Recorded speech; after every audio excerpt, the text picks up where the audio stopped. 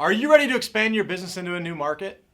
I'm going to give you some advice on things I encountered when I did that, so make sure to stay tuned.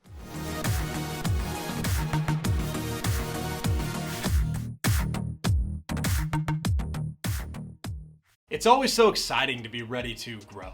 Like, I am ready to go take this team and implement them into this market and succeed just like I am right now. It's easy, right? It definitely is not as easy as it sounds. Starting a new market can be terrifying, but it can also be fun. So I'm gonna show you guys a clip. And this is a clip I did a few weeks back, conversation I had with someone, and I want to walk you through the conversation we had regarding expanding into new markets. I told him some of the things to watch out for, some of the things I experienced when I did that, some of the mistakes that I made. I also told him a trick to making sure you have enough money set aside for marketing, taxes, payroll, and most importantly, profit. So make sure you stay tuned, watch the video all the way till the end so I can share my final thoughts. If you decide you want to watch the entire video, click here or click on the card at the end. I want to transition a little bit because you mentioned a topic in actually the call that inspired my DM that ended up in this call. You mentioned your business operating on the 3 accounts. Can you elaborate on that a little bit? I thought that was super interesting. Yeah. So it's basically based on inbound wholesale fees, right? So every time a wholesale fee comes in, we set aside money for taxes, set aside money for profit, and set aside money for expenses. So our expense account's the bulk of it because as you grow, expenses become a huge part of your business.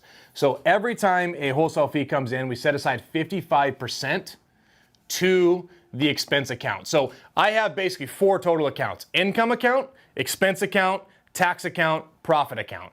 Income account is where every single bit of income comes in, whether it's a check being deposited. That's where I give wire info to our escrow and title companies.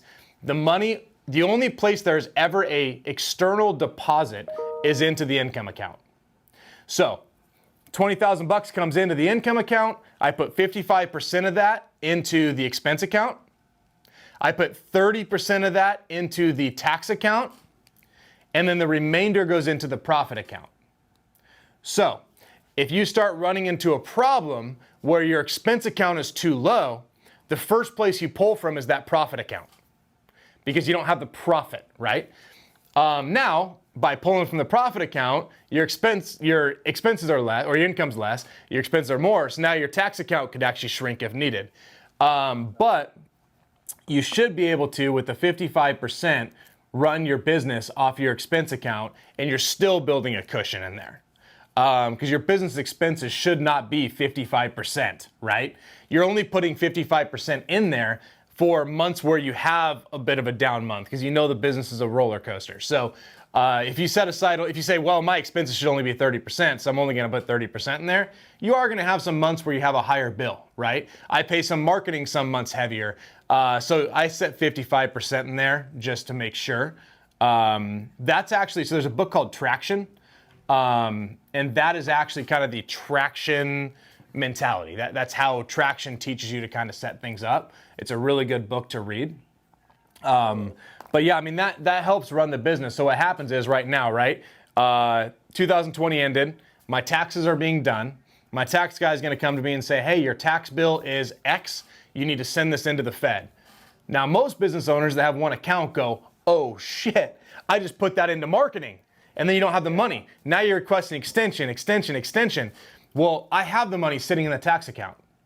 And the beauty of it is, if I had 30% setting aside, my taxes might only end up being 20%. I got an extra 10%.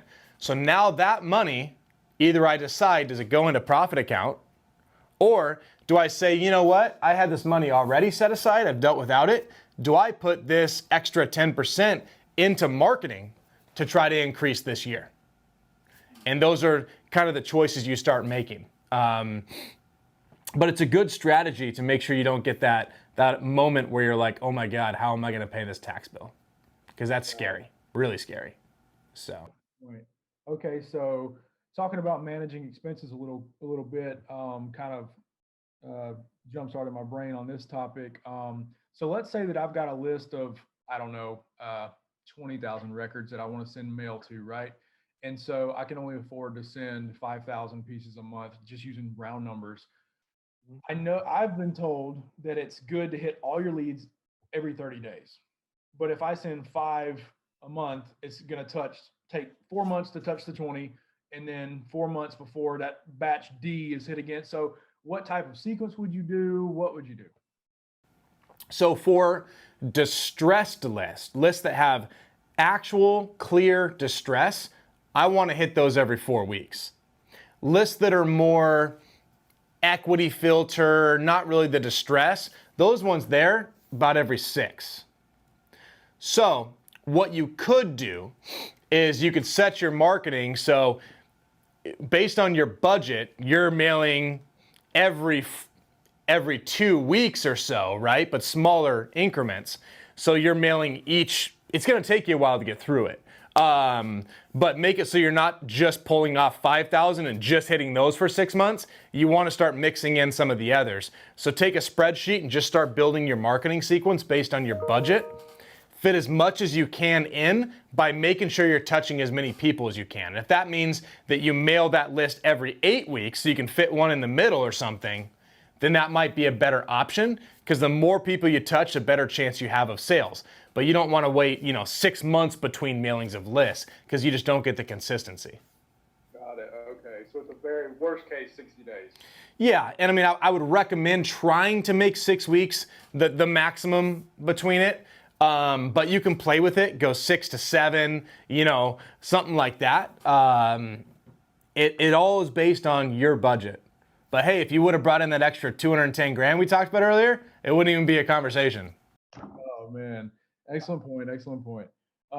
So with that being said, I want to transition into another topic. So I'm thinking about expanding into a market where my wife and I are actually planning on moving to sometime in the next 3, 4, 5 years, whatever. And it's close, hour away, and it's a major metro, and I'm scared of it. Just to be quite honest, I'm not going to get any value if I'm not vulnerable, right? So I'm scared of the bigger market. Because around here, I don't deal with a whole lot of competition, man. I think I fight for a deal, I don't know, maybe 3 or 4 times a year. But I'm going up there, I'm thinking about, okay, marketing spend and massive competition.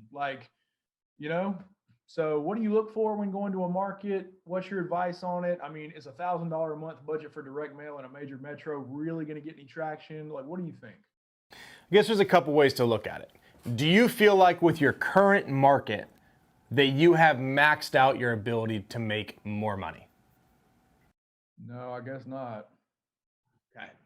So if you have not maxed that out to the point where you can make everything you can make, I mean, you're adding a new market, but you're splitting your time. So you may end up seeing a drop in what you're doing in your current market, because now you're having to focus on a different market, a new set of marketing, new set of buyers, all this kind of stuff as well. So you're adding almost another business. I don't look at expanding into a new market like it's my current business. It's a whole different set of business, right? So you've got to say, do you physically have the time for this? And do you think that will dilute where you're currently at? If you are, you may say, okay, before I go into this market, I want to hire someone to help me with some of those leads. And that might be the direction you go to plan. When you plan for expansion, everything can't come on you. Or are you truly expanding? Because I'll tell you this, if you found a way to get more than 24 hours in a day, I would love to know. But you only have so much time in a day, and you can't call sellers at 3 a.m. So do you think you physically have, okay, you said you're married. Do you have kids? No, not yet. Okay, so you're married, right? And if you were to start working 18 hours a day, how would your wife feel about that? Oh, she wouldn't like it. Oh, for sure. So you've got to really think through, because the time it takes right now to run your business until you start getting that more on autopilot by hiring and doing things like that, if you're adding something in, let's say your current business is 9 to 5 and you can't get anything less than that without losing money, where does the time come in to do the other market? Is that 5 to 9 afterwards? Because that means you're working from 9 a.m. to 9 p.m. And I do have a lead manager, and that's made a big difference. Recently brought him on. That's another thing that my buddy that does really well taught me is he's got a lot of VAs in his business. He taught me how to source them. I mean, we pay $350 an hour for this VA, and excellent quality, better than an $8 an hour Upwork VA for sure all day. So I'm slowly growing the business with using VA labor, which is helping a lot. Just that, because I heard Pace Morby explain it one time. He broke it down. People are wondering how a VA with a hard accent could get deals, and he's like, timing and consistency. He was like, they will be way more consistent than I ever will be. So I'm learning that lesson as well. So I'm bringing in that help for sure, and it's helping. But you're absolutely right. I mean, even me as the closer and the dispo guy and the transactions guy, of course. Yep. Yeah. And Pace actually has VAs closing deals for him. He actually has a sales team of VAs, which is not that common, right? I mean, I pay my sales team out here is probably going to make 150, 200 grand a year.